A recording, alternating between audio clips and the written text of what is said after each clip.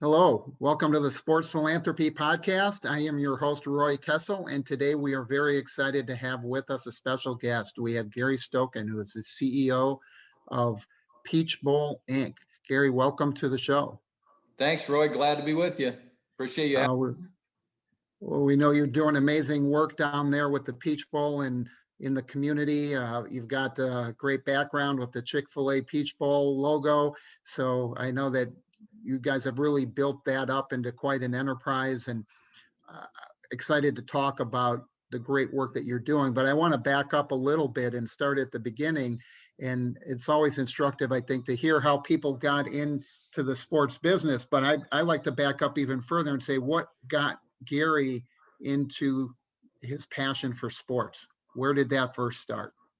Yeah, I was very blessed. My father was the ticket sales manager at the Civic Arena in Pittsburgh that hosted the Penguins, Duquesne basketball, which at the time was top 20 NCAA perennial power, and a lot of exhibition games with the 76ers, et cetera. So he would always take us down as kids to the Civic Arena, and we would always be the ball boys for basketball events or whatever event was there, we'd be behind the scenes. So I got a chance at an early age to not only see all the different sports, but to see the business side, because my dad would be the ticket sales guy for those events. And then obviously with two other brothers and growing up in the city of Pittsburgh, which is a sports crazy town, we were involved in baseball, basketball, football. I didn't know how to ride a bike until, I was in my later teenage years, because I went down the park every day, and whatever sport we were playing that day, that's what I would do. I didn't know how to swim until I was in college. People would go on weekends to the swimming pool and take lessons, or, I was going to play sports. And so I think my dad probably, introduced me to not only sports, but to the business side of sports as well. And I always thank him for that. God rest his soul. Well, it's an amazing way to start seeing everything right from the inside out. And the challenge, I think oftentimes that you probably didn't experience, is people glamorize every aspect of the sports industry. So as you're a little kid, you've got these, right, the stars in your eyes as you see people, as you see athletes, as you go to sporting events. And then when you see it from the other side, I guess it's like being the cook and the chef in the kitchen. If you go back in the kitchen and see how the food's made, it doesn't look quite as glamorous as the way it's brought out to the table. But I saw my dad get yelled at because he didn't have the right tickets in the right place for people. And it was kind of interesting. But I would tell you, I also saw the great side of seeing the sausage made by being a ball boy for the 76ers when they came to play in Atlanta, or in Pittsburgh, I should say, at the arena. And Wilt Chamberlain came out of the dressing room. And as a little 8-year-old kid, to be the ball boy and see Wilt Chamberlain, walking onto the court and then throwing him balls after rebounding. And as the buzzer sounds for all the players to go to the bench, I picked up a loose ball, shot it, and it went in. Wilt Chamberlain rebounded it and passed it back to me, and I shot it again. I went around the horn shooting the ball with Wilt Chamberlain, passing it, rebounding and passing it back to me, while all the players were at the benches, and the fans were clapping when I made them and laughing, and quite an opportunity. You don't know it at the time. You're only 8 years old and you're a little kid. You're just firing up shots from your waist. But to have Wilt Chamberlain rebounding for you was pretty special, as I think back on it now. So I saw the tough part of the business as well as the fun part of the business. I think we need to arrange to have you send an autographed picture of yourself to Wilt and inscribe it to your favorite ball boy. There you go. That's it. I love that. So it's great to see that experience. And I think, as you said, you don't realize the magnitude of the opportunity of doing that when you're a kid. You're just having a good time. And I think that's really what sports is about. And an area that we've really lost is the whole concept of letting kids play sports. You talked about the fact that you would go down to the park, right, and you're playing baseball, basketball, football, whatever it is, after school.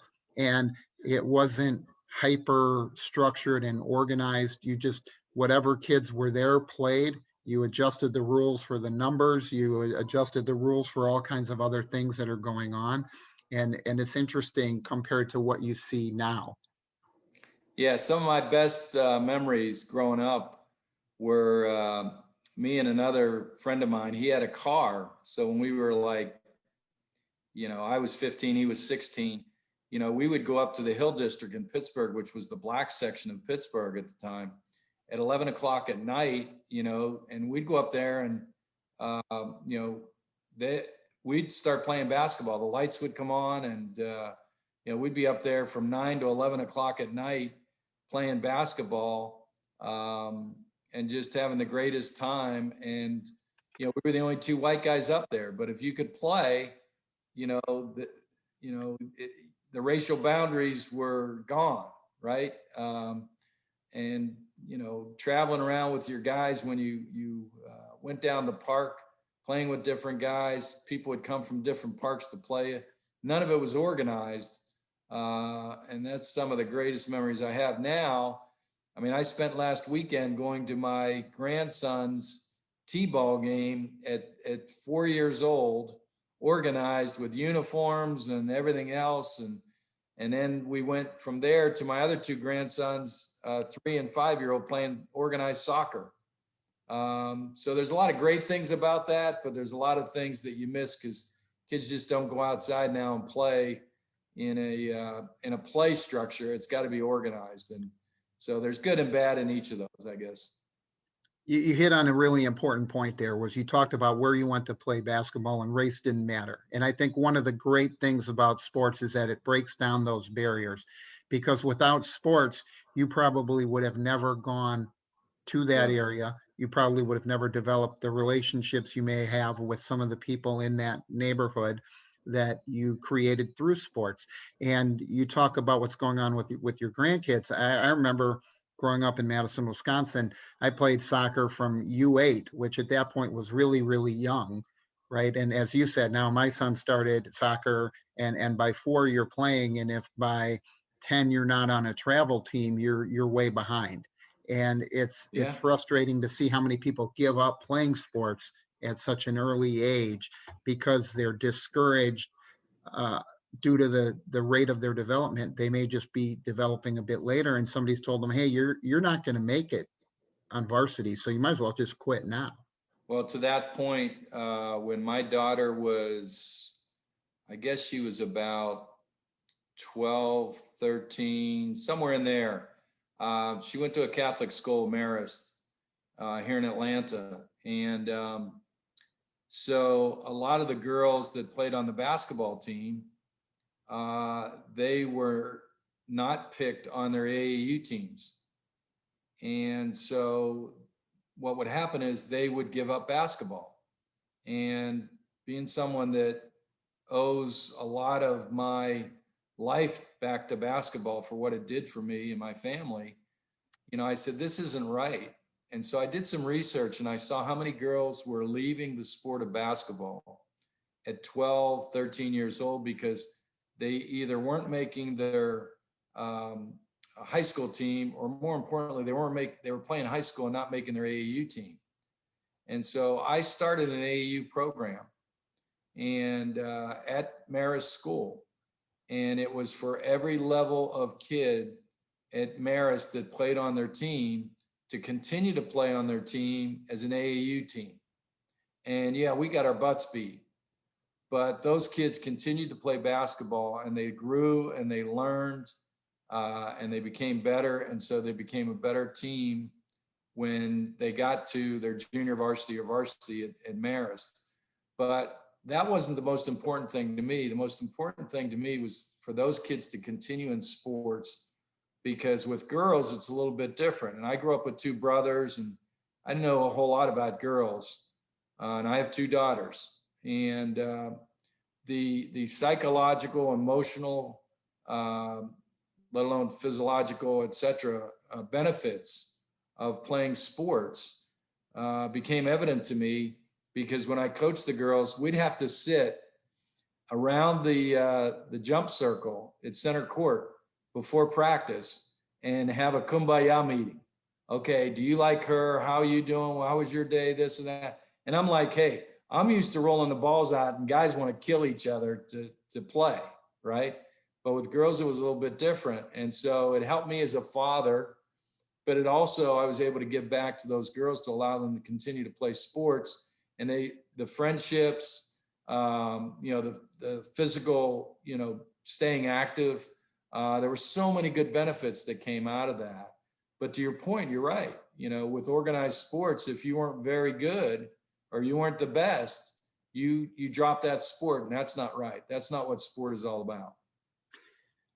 I've had a conference for Project Play from Aspen Institute a couple of years ago, and Tim Shriver of Special Olympics was speaking, and he tells the story about this being the only area in society where if somebody's not proficient at a skill by first or second grade, we basically encourage them to quit, right? We encourage them to stop participating, and nobody would even consider coming up to Gary and saying, you know what, in first grade, Gary, you're just not that good at math. And so we're going to stop teaching you that. You're going to have to find another career track in first or second grade.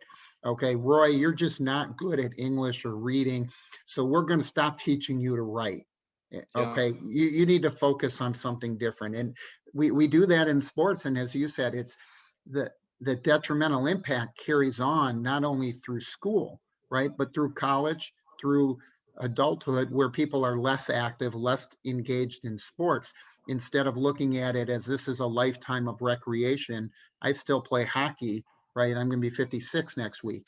Okay, yep. I still go and play tennis, golf, softball throughout my life. And these are things you can do. You don't have to be the best player, right? I didn't play baseball in high school, right? I didn't play hockey in high school. I never skated inside really when I was in high school. I just went to the park across the street, but I kept playing and I have a great time. And a lot of the guys in the league may have played in college or high school and are now out of shape. And you've got other guys that didn't start playing until they were 40. Yeah.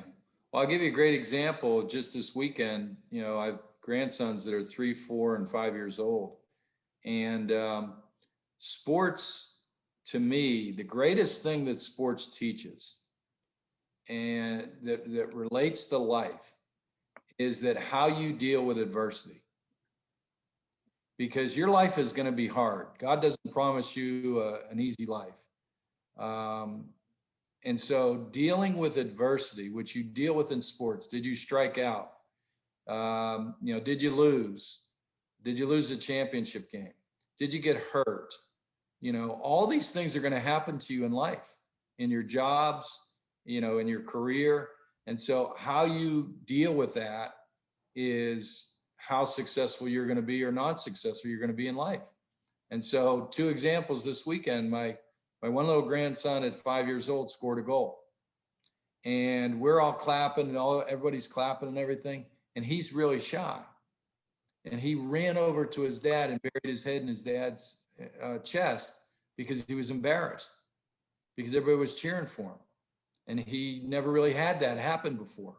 And so that's an adversity you got to deal with. He's got to get through that. So, I was over there last night babysitting him, and I said, look, when you score a goal, when you get on that field, when I played, I didn't hear anything. I just focused on the ball, focused on the game, and didn't hear anybody off the court. So I'm trying to teach him, hey, don't worry about that other stuff. Just have fun playing the game. And then secondly, my other grandson played t-ball, and they're 4 years old. So when you hit the ball off the tee, everybody goes chase the ball, right? And when they get it, they don't know what to do with it anyway. So he runs after the ball and gets there. Well, he was first, and there was about 3 or 4 that were late. And as they all came, they all crashed into each other. It was like bowling pins, and they knocked him over, and he's got a big gash on his elbow. Well, now he's crying, and he, his dad gets him, and, he's got to come into the dugout, and he's crying. He's got to deal with adversity. He's got to deal with injury. All right. So what do you do? Because he's up at bat first the next inning, right? So little things like that people miss, you know, the importance of sports at early age. And if you take that away from them, where do they find adversity and how to deal with it? Where do they find another great asset of sports is teamwork. You know, everything you do in life has to do with team. If you're if you get married, you got a wife, that's a team. If you have a kid, that's a team. That's another person on your team. If you join a company, you're probably not doing it by yourself. You need other people, that's a team. So there's so much teamwork in life that if you can learn that early through sports, it's a great foundation for a success of any individual in whatever they do in life in their future. Well, you've obviously been very successful in what you've accomplished. I want to jump ahead a little bit. I know you alluded to playing basketball in college, and I want to hear a little bit more about that and what direction that took you early in your career. Well, it's interesting. I had some success in high school. We won the state championship my junior year. I had started and then got hurt. Had 15 stitches in my forehead after taking a charge, and it was about the 5th game of the year. And I was a junior, and our team was senior led, and we went on to win the state championship. But I really had to deal with adversity because I got knocked out of the starting position and never made it back to be the starter, and was the 6th man from there on. But I dealt with adversity and I had to deal with that. My senior year, we had a decent year, not as good as my junior year. I made All-City Catholic, was recruited by Pitt and Duquesne and Kansas State and Wake Forest and William and Mary and some other schools, Cincinnati. And I had signed with Cincinnati. And late in the process, in August, we're starting school in September. I get a call from Coach Cunningham, the assistant coach, and he said, "Gary, we don't have your scholarship available for you anymore." They had just signed Jimmy Webb, who was a 6'4" point guard from South Bend Adams, an All-American. They got him late, and he took my scholarship. And so I went to a small school in Pennsylvania because all the scholarships were done by August, and school was starting in September. That year, I wrote to a lot of schools to say, "Hey, here's what happened. You know, I want to play at Division I level." And I wound up going to North Carolina State through a friend of an assistant coach who was from Pittsburgh.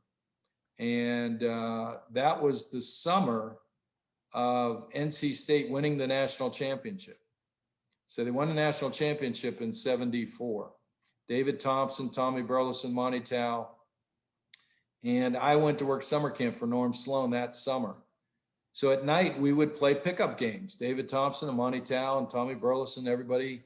And I could play with those guys. And so I said to Coach Biedenbaugh, who was from Pittsburgh and an assistant coach, "I'd like to transfer to North Carolina State." Now, at that time, transfers were, well, he's a bad kid, or he doesn't have good grades, or this or that. It's not like it is now where, you know, transferring's, you know, a big business, so to speak, and that people are interested in who's going to transfer and how they can help their team year to year. So I transferred to North Carolina State, and who transfers into a program that just won the national championship and expects to play? But I had my dream, and I was going to fulfill my dream. And thank God my mom gave me that. I learned that from my mom. I learned other things from my dad as well. But follow your dreams and follow your passion was what my mom told me. And so I went to North Carolina State, and Eddie Biedenbaugh, the assistant, told me, "You may not play a second here." And I walked on. I paid my first year, put a burden on my mom and dad because we didn't have much money. I worked in the steel mills for a year, Boilermakers, to get the money to help pay for it. And after that first year of practicing with that team that had just won the national championship every day, Norm Sloan gave me a scholarship. And so I got a scholarship to North Carolina State. I started one game, picked splinters out of my butt most of the time, won the John Speaks Award for leadership. And if not for that experience, I would not be sitting here talking with you today. So I faced adversity and fought through it. And here I am for whatever success I've had. A lot of it I owe to Norm Sloan and Eddie Biedenbach and Sam Esposito and to North Carolina State. It's an incredible story, and it shows you, we've seen throughout life, people who come in and really have great success, but we don't see those battles, right? Somebody looks at what you're doing now at the Peach Bowl. Right. They don't hear about everything that you went through in your life and your career to get there. I always find it really interesting to hear the NFL Hall of Fame induction speeches from the players and how many of them are, in that proverbial sense, one step away from leaving the sport or from quitting or from getting in trouble, and somebody figuratively or literally pulled them by the back of their shirt and brought them back on track and said, no, you've got the ability, you need to focus, you need to work harder. Some type of guidance that did that. And you were given that opportunity by working at the camp and playing with those guys, and you stayed committed. And I think it's something oftentimes that people don't see. And when we talk, often people are talking about the entitled generation and people want things too easily now. I think part of it is that some of those stories haven't been told enough, that people are seeing all the accolades and all the success that they get. You go take the elite people at any level of any profession, you don't see how many shots Kobe put up in empty gyms. You don't see how hard LeBron is working in the weight room. That's true. Yeah, Michael Jordan got cut his sophomore year in basketball, right? Babe Ruth struck out more than he had home runs. The old saying of the shot you never take, you never make, right? So to your point, it's again back to that point of what sport again is the greatest teacher of, is facing adversity. Number one, and number two is creating teamwork and learning how to work within a team structure. And thirdly, how it breaks down racial issues, and all those things are good.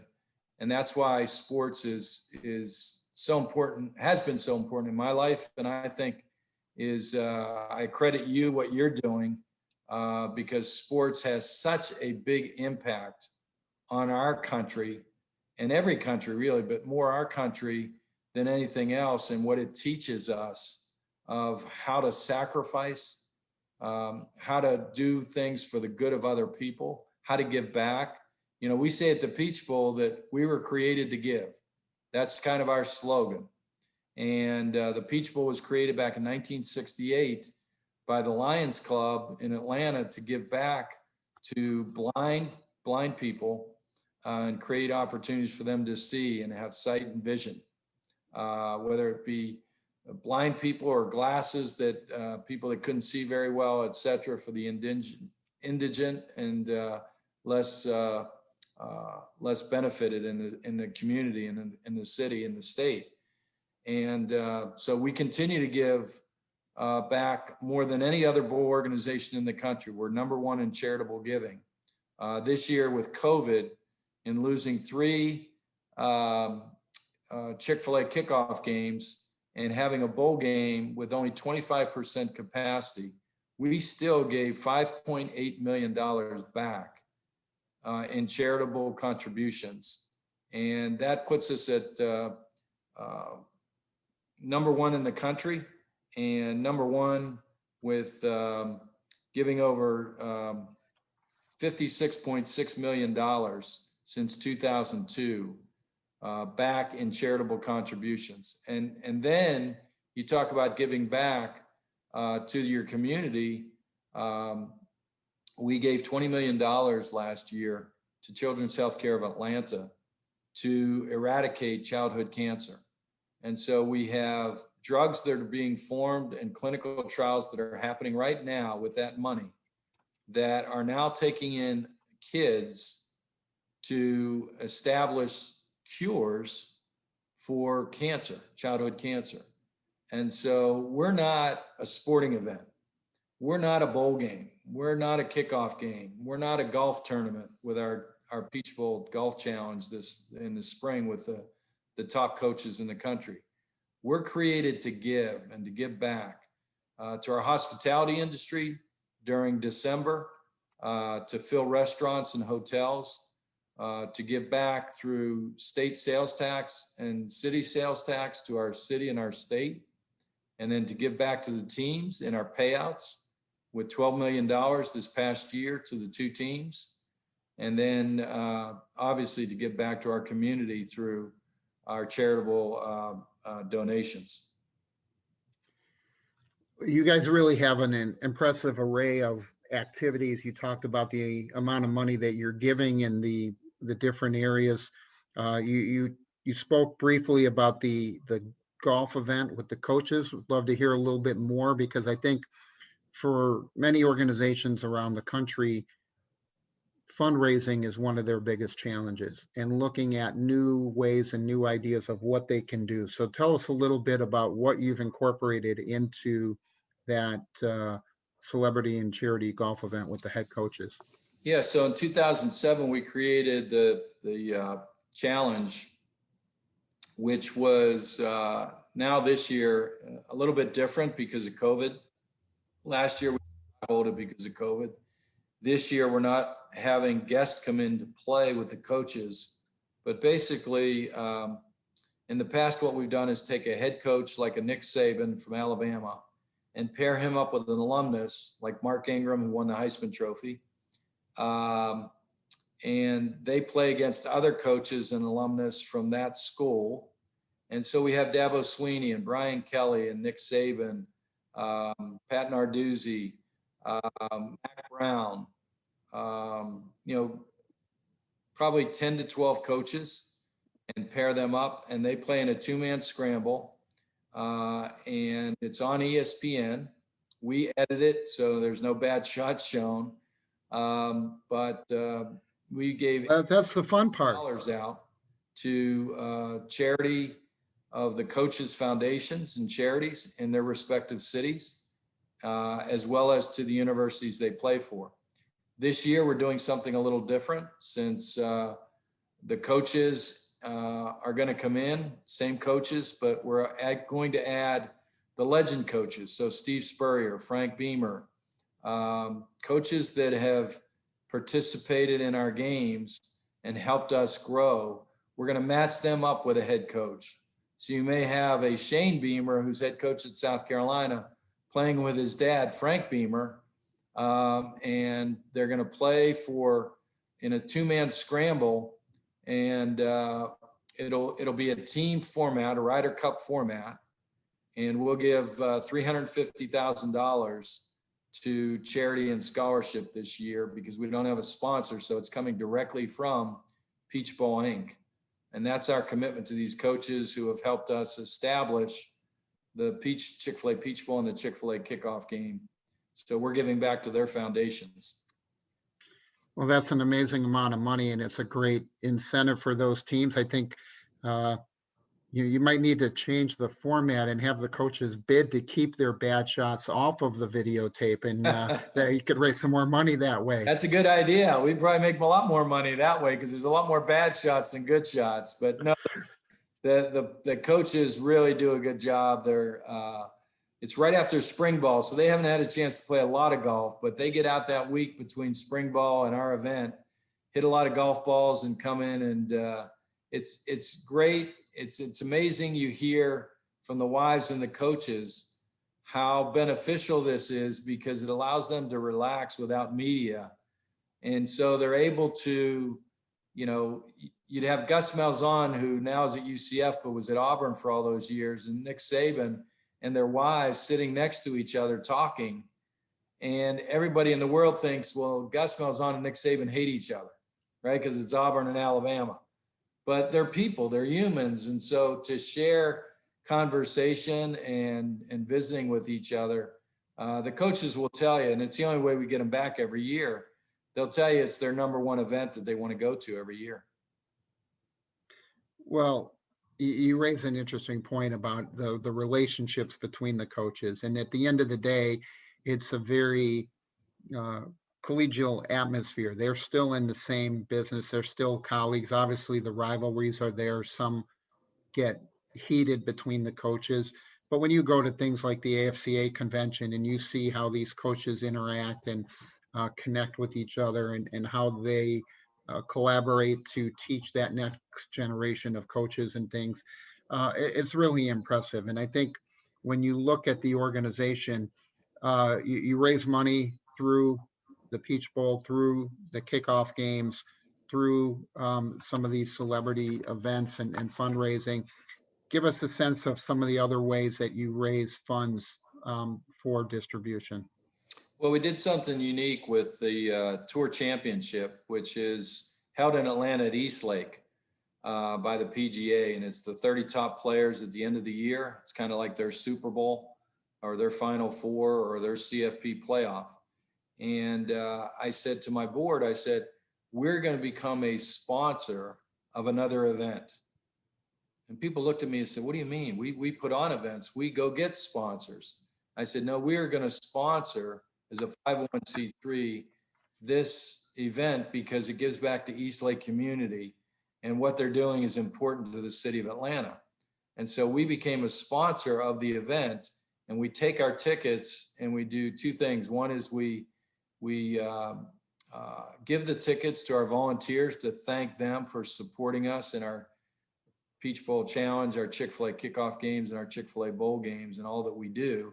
But secondly, we passed our tickets along to Children's Healthcare of Atlanta to allow them to package tickets, and we give the money for those tickets back to Children's Healthcare in a donation.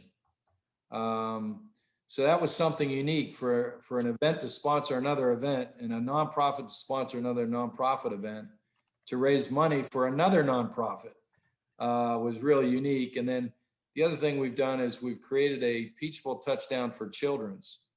And all of this money from Children's Healthcare that we're raising goes back into the Peach Bowl Legacy Fund, which is an ongoing fund that was started because Benji Hollis, who is our Vice President of Sales daughter, lost her life 2 years ago at 6 years old, AC, Anna Charles Hollis, to leukemia. And we wanted to celebrate her life instead of feeling bad about her not being here. And so to help create money, we donated our $20 million to the Peach Bowl Legacy Fund, and it's LEG, capital A, capital C-Y, and the AC is for Anna Charles. And we won we were finalists for the ESPN Humanitarian Award at the ESPYs this year with that $20 million commitment. But our Peach Bowl Touchdown for Children's, we use the coaches from the challenge to say to their respective alumni, hey, I'm Nick Saban. We want to have Peach Bowl Touchdown for Children's. If you will donate $1, $5, $10, $1,000 for every time we score, that money will go to eradicate childhood cancer. And so people can donate money for every touchdown that Alabama or Auburn or Georgia, Clemson scores. And whatever money is raised, like 2 years ago, it was off this year because of COVID, but 2 years ago, we raised $513,000. Well, we, Peach Bowl Inc., matched that. So now it became dollar for dollar match. It was $1 million that went to the Peach Bowl Legacy Fund. And so those are a couple things that we've done that are out of the ordinary, but shows how you can be creative to raise funds for your respective charities. Yeah, there's no doubt that creativity is one of the critical elements in raising money. And we talk to every group that we work with and try and get them to understand that there's really no boundaries, there's no restrictions, there's no rules. It's limited only by our creativity of putting our heads together and coming up with something. And there's a lot of methods that are tried and true, been proven over years, but a lot of what breaks through that clutter is something different, something unique. So as you look at all of the things that you've done, and I know it's like asking you to pick your favorite child or grandchild, but what's one of the favorite initiatives that you've created at the Peach Bowl? Well, there's a lot of them, obviously, because we've given a lot back. I think probably I'll say two things, and this may not answer your question directly, but there's two things. One is I want our board, our staff, our team, and our volunteers to understand that we are not a bowl game. We're not a kickoff game. We're not a golf tournament.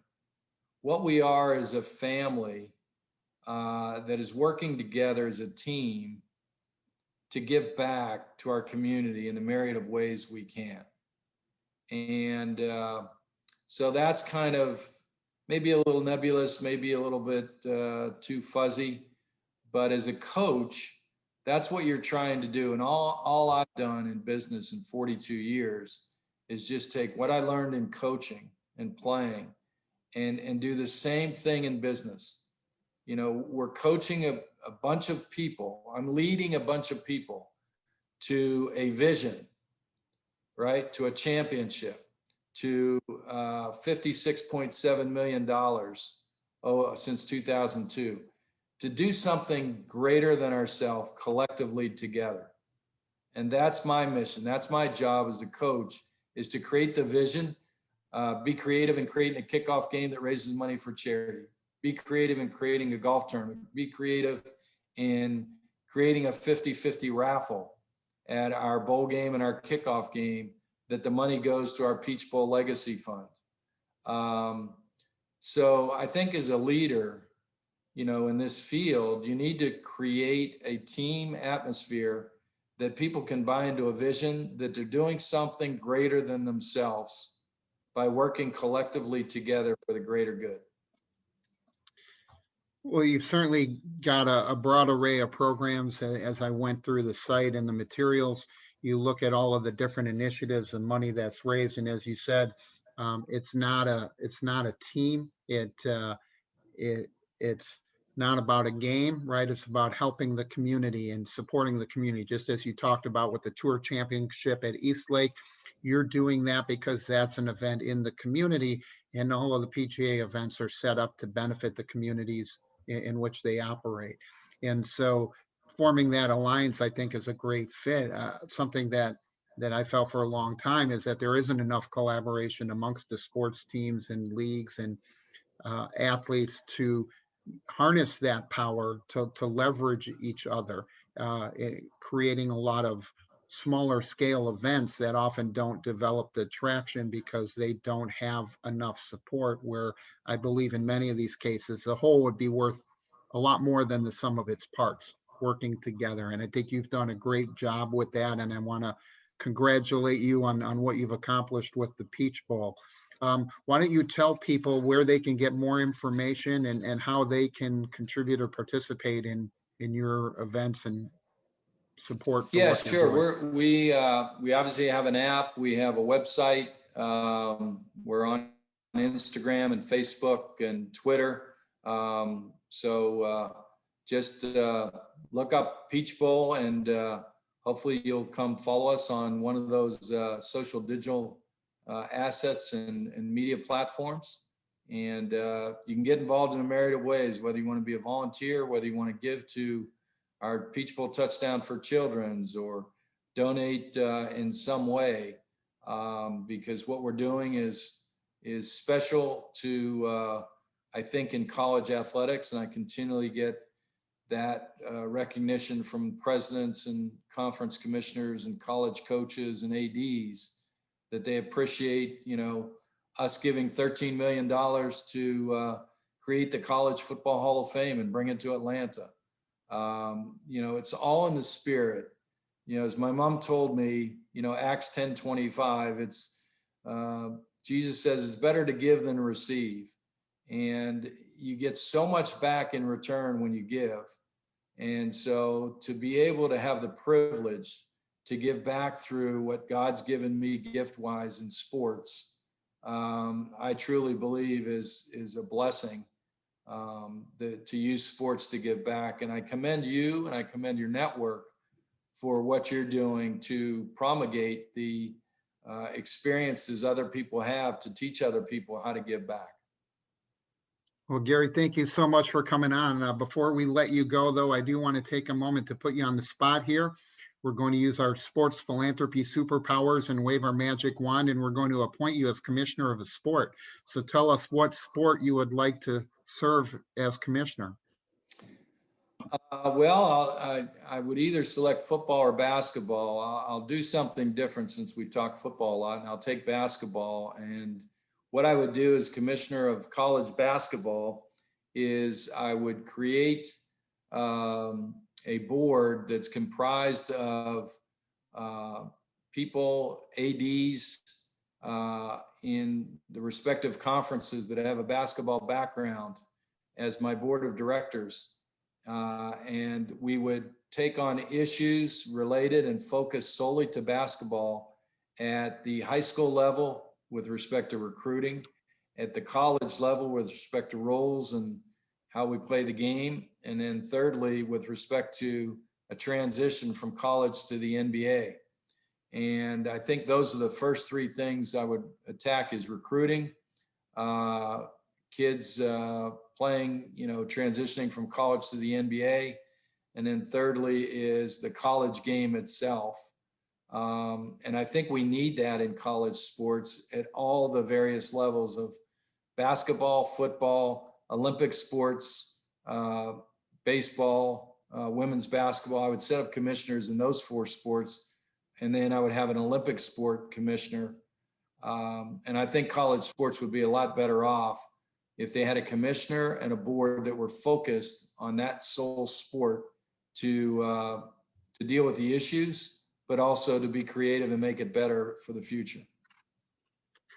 Well, I think that those are great ideas. I know that there's a lot of challenges, as you and I have spoken about the NIL and the coming issues that are going to attack college sports and really create some interesting problems and challenges. I think some interesting opportunities and great progress, I think, from an athlete's perspective in terms of allowing them to capitalize on some of those opportunities. I'm not sure it'll benefit as many athletes in the long run as some people believe, but we'll see what the marketplace says, because that's ultimately what will dictate the opportunities. Gary, I want to thank you for coming on and sharing your story with us. Roy, I really enjoyed the time with you, getting to know you, and wish you all the best, and all your listeners and everybody to just think about having the opportunity to give through sports. It's a great feeling, and you're doing a lot of good for a lot of people. Well, thank you very much. And we want to thank our listeners and viewers for sharing your time with us today. We hope you'll join us for the next episode of the Sports Philanthropy Podcast. This is your host, Roy Kessel, signing off. Please remember to live generously. Thank you.